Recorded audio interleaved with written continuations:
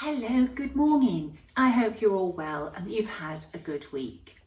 Today's tutorial is going to be on running stitch and double running stitch.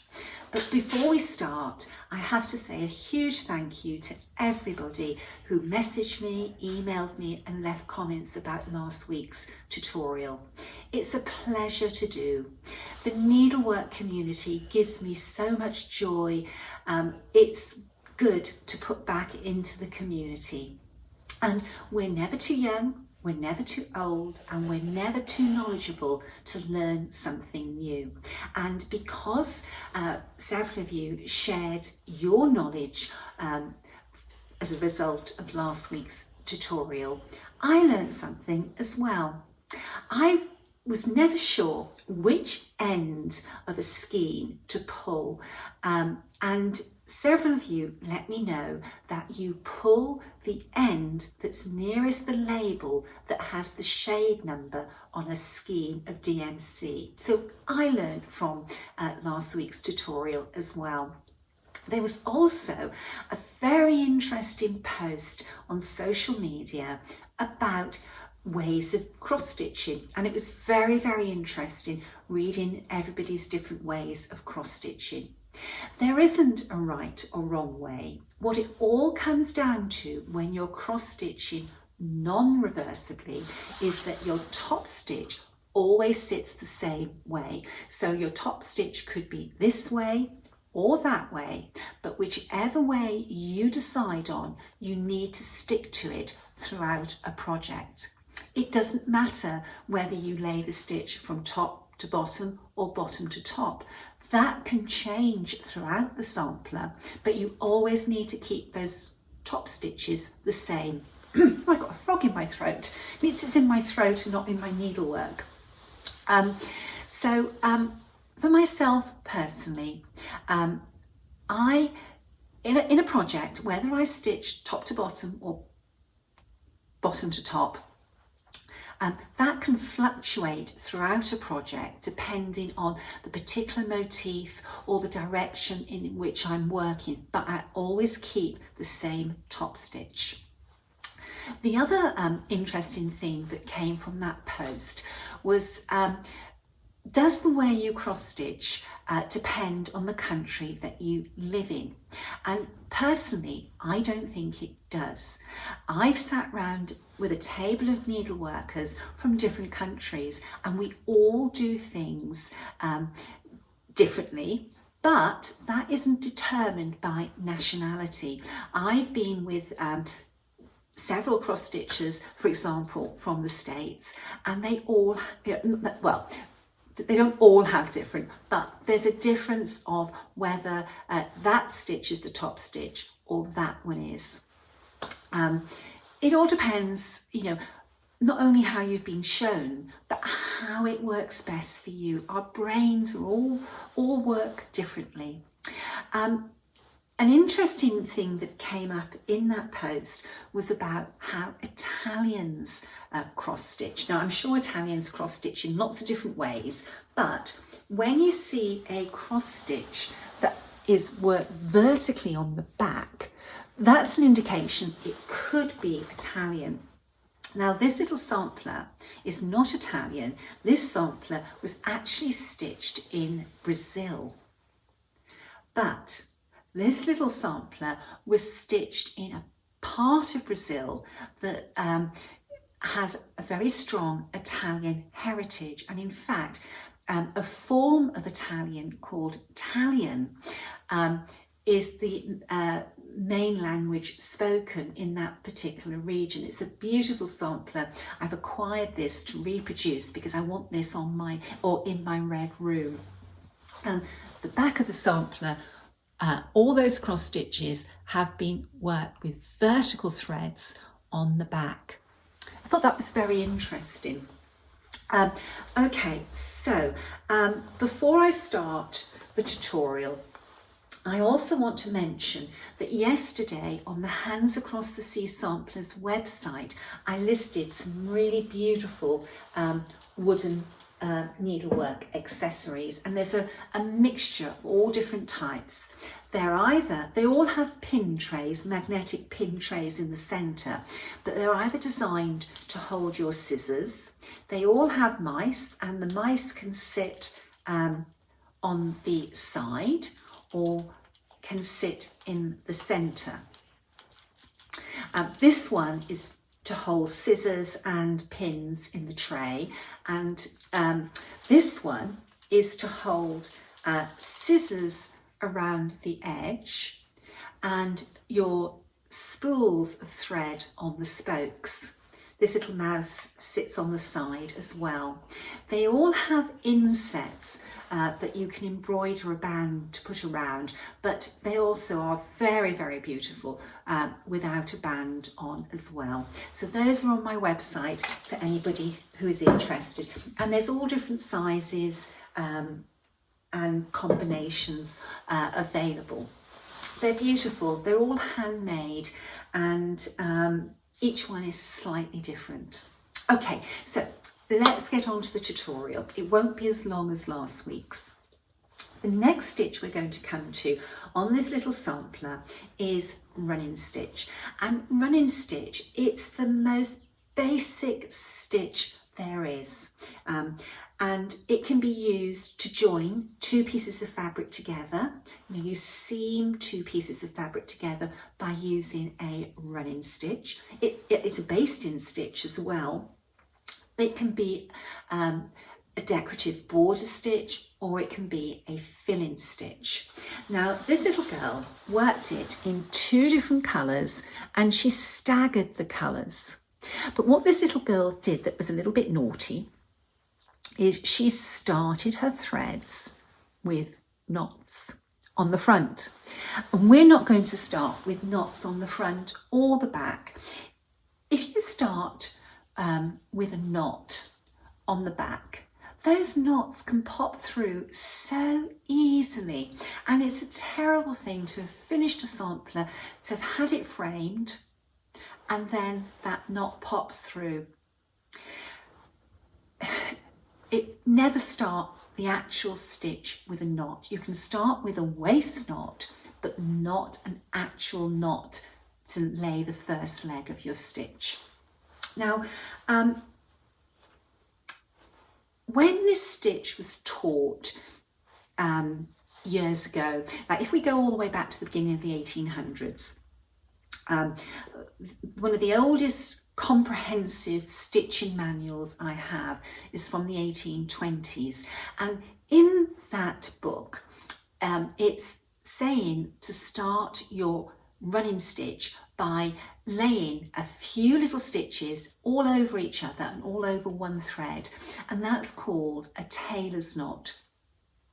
But they were being taught that way because they were learning running stitch to use as a sewing stitch, not as an embroidery stitch. It didn't matter when they were sewing two pieces of fabric together to do that. But when you're embroidering and anything you do is going to be visible on the front, you don't want to do that. I wouldn't start a running stitch with a pin stitch normally. Because it gives bulk, which is noticeable when you're just laying one stitch over the top. It's different when you're cross stitching. That bulk gets lost in the two legs of the stitch, but not with running stitch. So I normally start my running stitch with a waist knot. And you can use the waist knot in two different ways, and I'm going to show you that in this video. I've started this row of running stitches with a waist knot laid off to the side. I'm laying the stitch over two threads and under two threads. I will now turn my work over.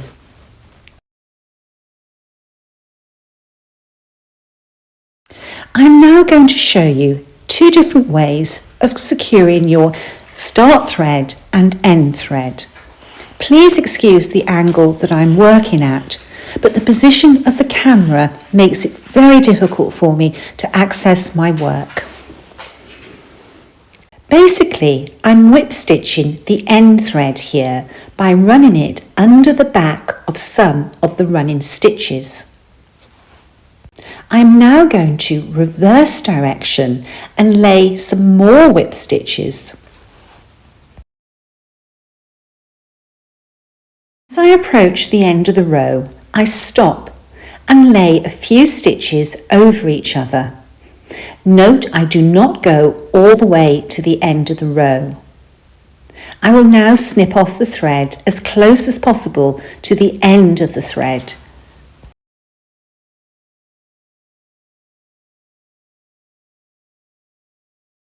I still have my starting waist knot to secure. I'm going to show you a different method this time. I'm going to whip stitch the back of the running stitches just as I did when I was dealing with my end thread, but I do not lay several stitches on top of each other before snipping off the thread. I do not like this method. It is not secure. Although you're not going to take your fingernail and scratch the back of the stitches, the back of your work will come into contact with other objects whilst you're working on your sampler, and there is a danger that your thread will work loose. Those few stitches I laid on top of each other when securing the end thread are holding. The end has popped, but the thread itself has stayed put. This method is more secure. I have another way, a preferred way of starting and ending my thread when working running stitches. I will show you. I'm going to start with a waist knot. I'm going to lay a series of anchoring stitches. I do that by bringing my needle up and back down over one thread, miss 3 threads, then bring my needle back up and down over one thread, miss 3 threads and repeat. I will now reverse direction and lay a series of running stitches going over the anchoring stitches.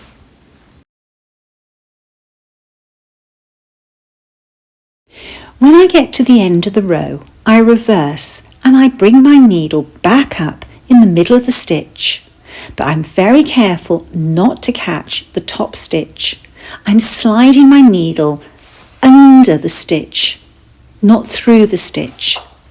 I will repeat this on several stitches. See how I'm careful not to catch the top stitch.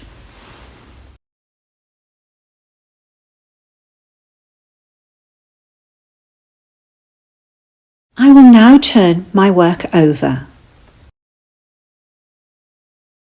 I have my end thread and my starting thread to tie off. As my needle is on my end thread, I will deal with that first. I will take my needle through the last stitch a few times. I try to split the thread when doing this, though it is difficult for me to see because of the camera position. Finally, I give the thread a slight tug. This locks the stitches into place and I snip off my thread. I will now secure my starting thread, and I do this in exactly the same way as I secured my ending thread.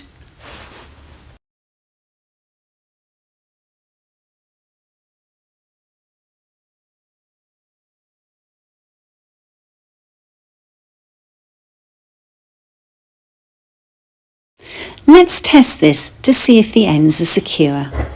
They are, and I do believe that this method gives a much neater appearance on the reverse of your work. While we traditionally see running stitch worked over and under 2 threads on samplers, you can work this stitch in many different ways. For example, you could work over 3 stitches, under 1 stitch, over 1 stitch, under 1 stitch and over 3 stitches. You can create some very pretty patterns.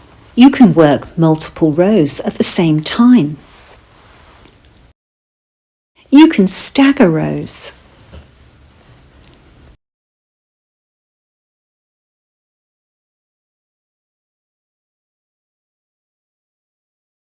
There are endless ways that you can be creative with this stitch. You can whip stitch a row of running stitches. You can also lace a row of running stitches as well. You can have great fun working with running stitch. It's not a stitch that's just worked on the horizontal, the vertical or the diagonal. No, you can curve this stitch. You can combine colours. The possibilities, they're endless. They're only governed by your own creativity.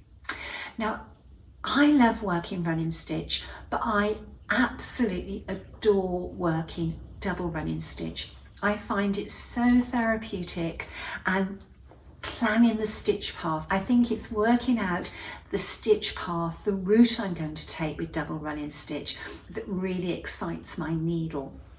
This is a piece that I worked back in 2013. It's a quilt block basically.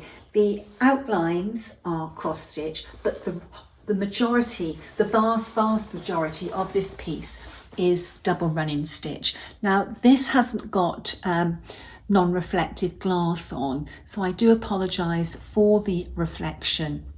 This is all worked in double running stitch other than the block outlines, and I added some beads with this as well. So how do we work double running stitch? If double running stitch is worked correctly, you follow the correct stitch path, it is automatically reversible. This piece is reversible, truly reversible, and I actually won several best in shows with this piece. So let's have a look how we work double running stitch. Double running stitch is worked in two journeys. The first journey is where you work a running stitch. The first journey will lay out the row that you are stitching or the shape of the motif. The return journey will fill the empty spaces between the running stitches. The stitches laid on the return journey can be worked in two different ways. On this row, I am splitting the previously laid stitches. This gives an illusion of back stitches being worked.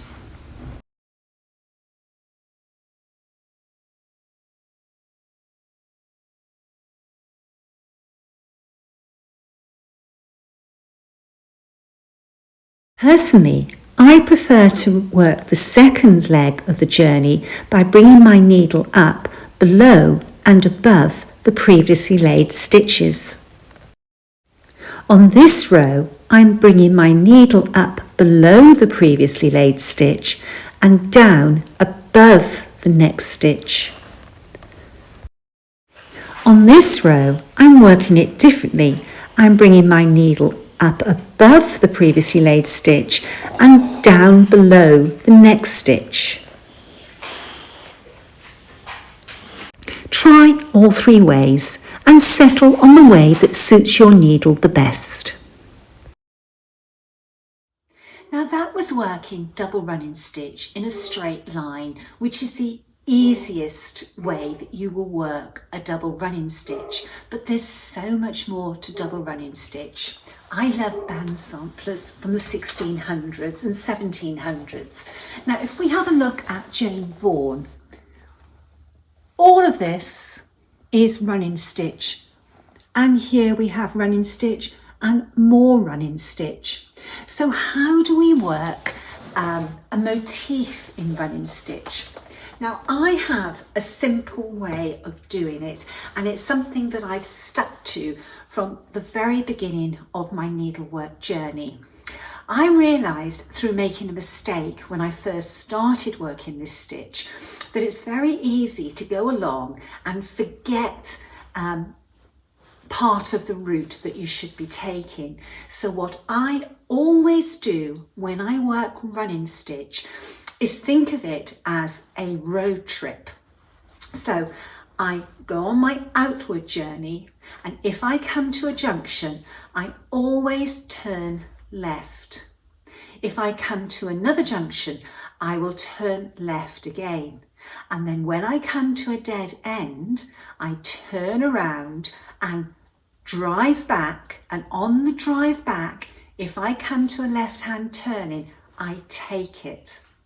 And if I follow that all the way around the motif, I will come right back to the beginning, because all motifs, when you're working double running stitch, come back to the starting point. Let's see that being worked. Now I'm going to lay out the shape of my motif on my outward journey, and there are 6 stitches on this stalk. So I'm now laying the 3rd one. This is the gap for the 4th one.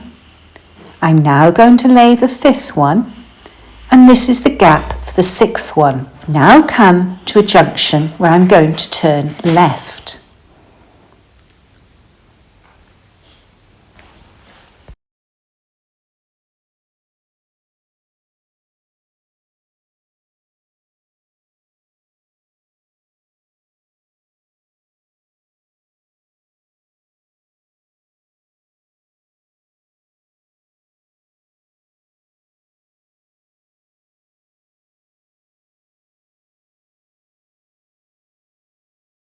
I'm getting close to a dead end. I'm now at the dead end, so I'm going to turn around and I'm going to work back. I work backwards by filling in the missing stitches.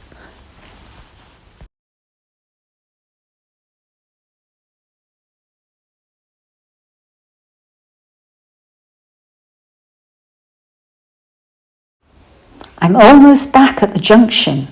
When I get to the junction, I'm going to turn left and carry on working.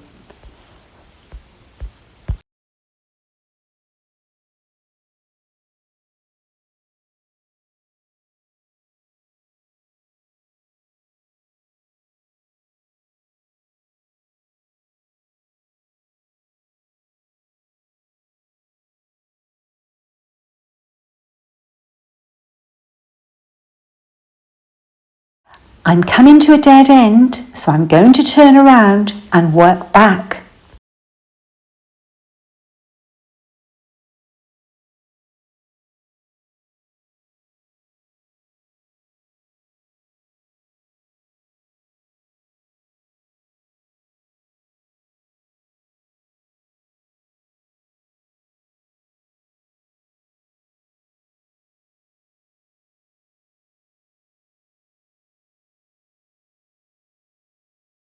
I'm about to come to another dead end.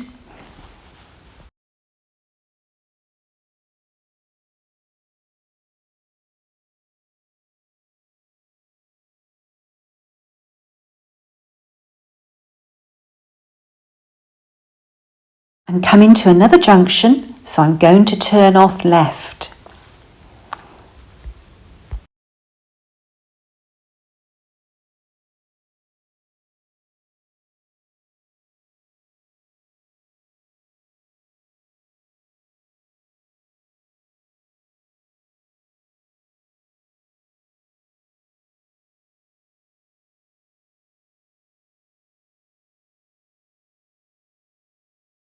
I'm about to come to the junction. The only way for me to go is left, and I'm going to follow this all the way back to the starting point. This is the back of the motif. As you can see, it is truly reversible. I hope you've enjoyed today's tutorial on running stitch and double running stitch. This simple stitch is the foundation of many embroidery stitches. It really, really is. This sampler that was stitched by Bethia, the majority of stitches in this sampler are made up of running stitches. It's a simple stitch, but it leads you on a wonderful journey through so many embroidery stitches. And mastering different stitches it gives you access to so many more samplers. If anybody has any tips or tricks about running and double running stitch, please leave them on the video or email or message me so that I can share them in next week's video. Next week's video is going to be on backstitch, and we won't just look at backstitch, we'll look at how backstitch is used to form other stitches. We will look at alternating double backstitch, and we will look at four-sided stitch, because if you stop and think about it, four-sided stitch is worked by laying a series of back stitches.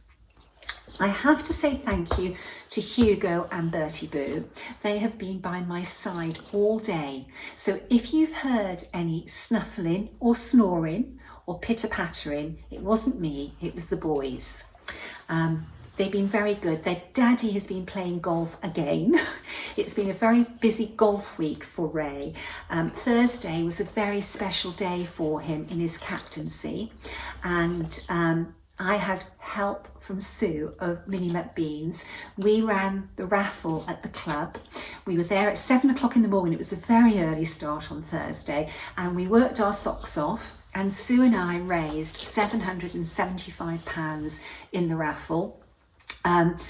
Ray was thrilled, he was very pleased. So I have a very happy husband. I'm in his good books. So Friday, I asked him if I could buy some.